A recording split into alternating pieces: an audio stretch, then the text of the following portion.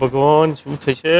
આમાં શું એ ભગવાન, આમાં કોઈ ગભરાવાની વાત જ નહીં જીતું. તમે તમારા બોસની પરમિશન લઈને જ નીકળ્યા છો ને? કંકોડો એ પરમિશન નહીં લીધી, આજ તો ચારે બાજુથી બંબુ ફિટ થઈ ગયા છે.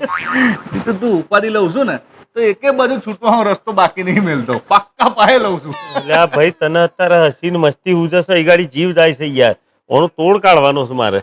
હવે તો જો કોઈ આપણને બચાવી શકે ને તો બોસ સિવાય કોઈ ના બચાવી શકે. ફોન કરવા દે, જે થયું એ થાય. Hello boss. અરે જીતુ, ક્યાં છું તું? ક્યારનો તારો ફોન કરું છું, ફોન બી ઉપાડતો નથી તું. અહીંયા ઓફિસે કેટલું કામ છે તને ખબર છે કઈ?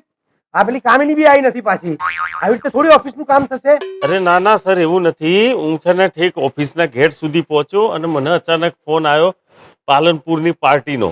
મને કે હું આ જગ્યાએ બેઠો છું, તમે આવી જાઓ અને આપણે મીટિંગ જે કરવાની છે ફાઇનલ કરી દઈએ અને ડીલ કરી દઈએ, આપણે જે પેલો કોન્ટ્રાક્ટ લેવાનું છે એમના પાસેથી એની. હા.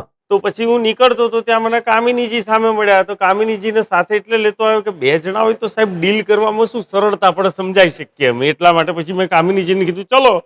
તો કામિનીજી બી મારી સાથે આવ્યા. એટલે સાહેબ હું ટાઈમ ટુ ટાઈમ પહોંચી નથી શક્યો. અને હા, ખુશીની વાત એ છે ડીલ ડન થઈ ગઈ સર.